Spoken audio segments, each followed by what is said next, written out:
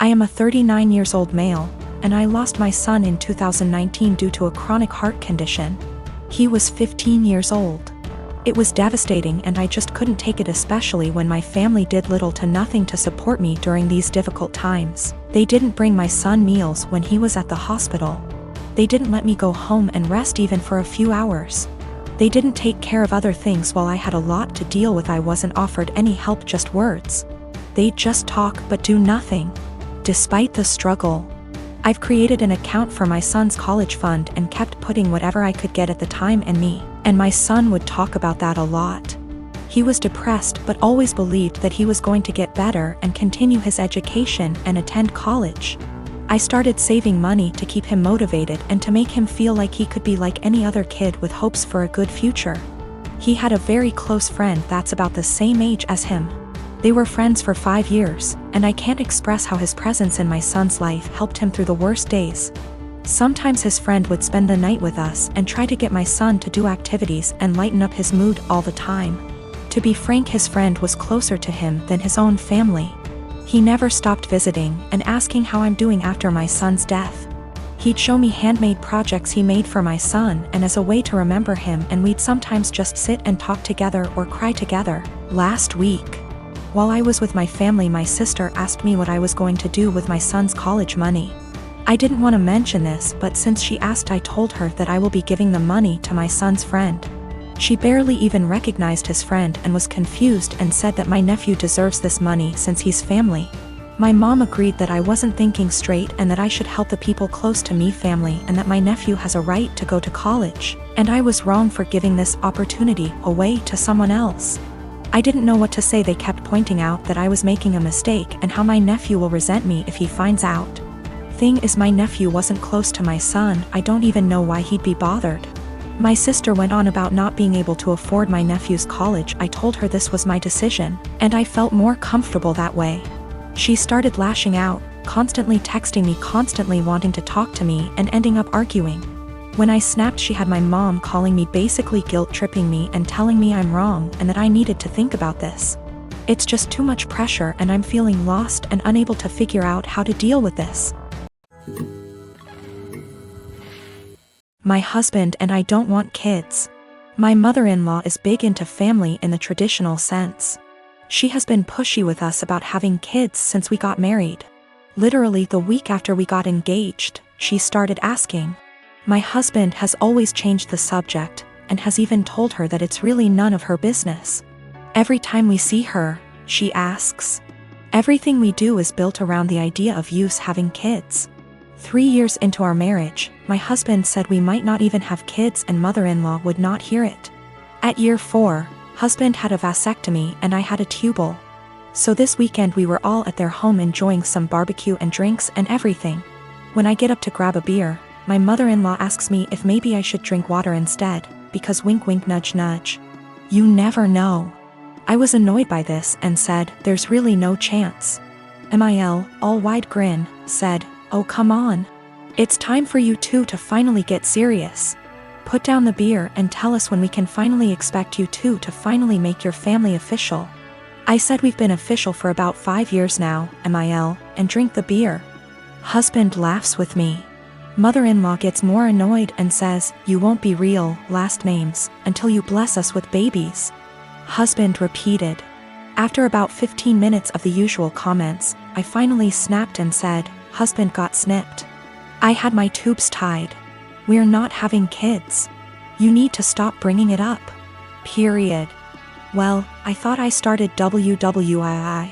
She started crying and stormed off. Family looked at us with disgust and stormed off to comfort her. We left. Party kinda ended. The social media bullshit started shortly after. Vague posts, links about how motherhood is a woman's greatest calling, listicles about how unhappy childless women are, etc. Some meme about how I guess I wasn't a good enough mother and won't be graduating to grandmother. It's obnoxious to the point that I just muted all of them. My mother-in-law finally called me this morning and told me that she was willing to put this all behind us if husband and I came over, and listened to her reasons that we really need to have kids. I told her no, that we are tired of her pushing this on us, and then she said, you two aren't prepared to be real last name S. I'd like a refund for what we paid for the wedding. It wasn't that much. It was like $400 for the rehearsal dinner. I hung up on her.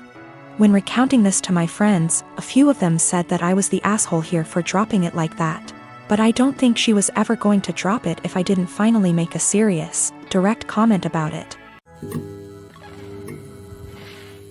I purchased a 3-bedroom condo in Toronto, Canada 5 years ago when I was in my second year of medical residency. Soon after the purchase, I rented one of the rooms to my roommate to offset the costs of the mortgage. I live in one room, she lives in the second, and the third is my study/office. She has been a great roommate from the beginning. We aren't necessarily friends, as in we don't do things together for fun, but we get along exceptionally well. The entire roommate/tenant relationship has gone swimmingly up until recently. A couple of weeks ago, my roommate broke the news to me that she is pregnant. The father was a fling of hers, who does not want anything to do with the child. My roommate has decided she wants to keep the child anyways, and raise it on her own. To me that seems like a huge challenge, and I admire her for it. The issue is, while I don't necessarily dislike children, I have no desire to live with a baby. While the condo is a fair size, I will most definitely be woken up by the babies crying at night.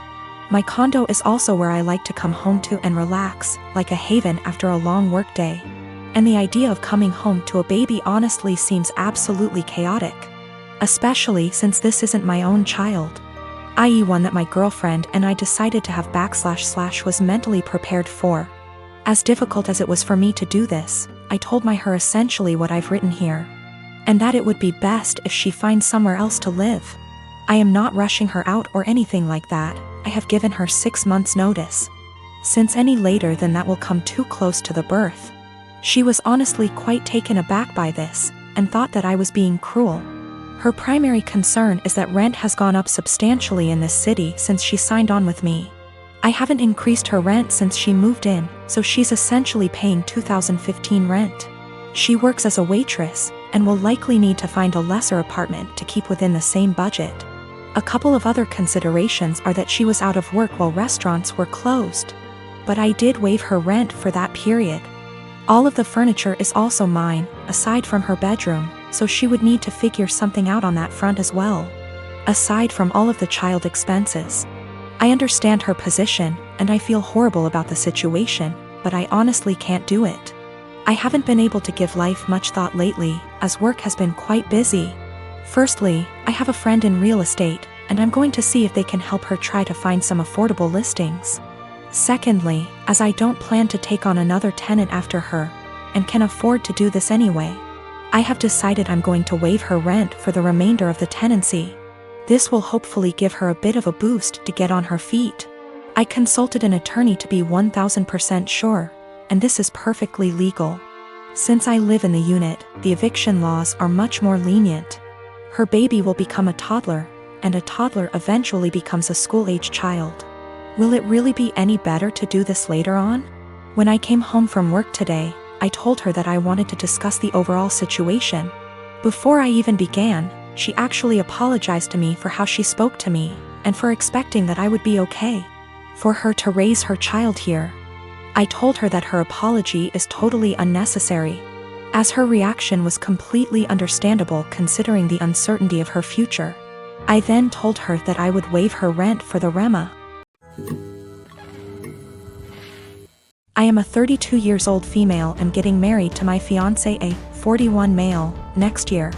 After we got engaged, I suggested it might be nice if I asked my fiancé's niece, who's 15, if she wanted to be a bridesmaid too. I've only met her a couple of times, so we're not close. But she seemed like a cool kid, and I thought it might be a nice way for us to bond / get to know each other / involve her in the wedding. She's the only niece / nephew on either side of the family. Anyway, cut to a few weeks ago and we're in my fiancé's hometown to visit his family and discuss wedding-related stuff. His brother, sister-in-law and their daughter came over, and I noticed this time that she was dressed a lot more androgynous than I remembered. The topic moved to wedding dresses and bridesmaids' dresses, and I could see she was immediately uncomfortable. Her parents, her mom really And grandma were making comments about how she'd need to be more feminine / brush her hair, etc. And how nice it would be to see her like that. I'll be honest and say this hit a nerve with me, as I was very much a tomboy as a teenager, even though I'm not anymore.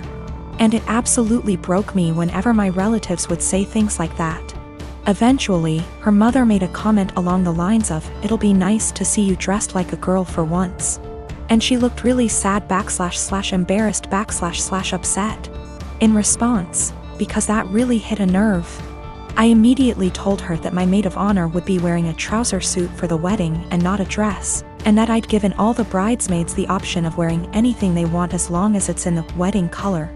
To make things easier, I pulled out my phone and started showing her photos of the ideas my friend had sent me: the jumpsuit, culottes, a trouser suit, a tailored tux, etc., and let her know that she could pick anything at all she wanted.